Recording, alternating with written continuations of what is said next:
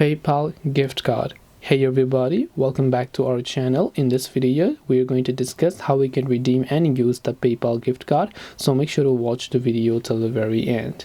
Now, in order to either redeem or use the PayPal gift card, it's actually quite very simple to do so, because all you have to do is go ahead and first of all you can open up your app, or you can go to browser and go to paypal.com. Then log into your account and tap on the three lines option from the top left and just go to this option here that says wallet.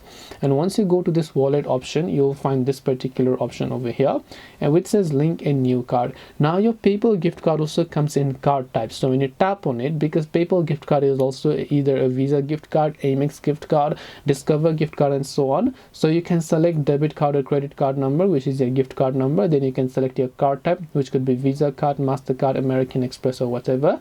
Then expiration date, security code, tap on link card, and your gift card will get successfully redeemed. This way you can go ahead and then basically use or redeem your PayPal gift card. Hope this video was helpful. If you have got any questions, then feel free to leave them down below. Thank you for watching till the end, and see you soon in the next video.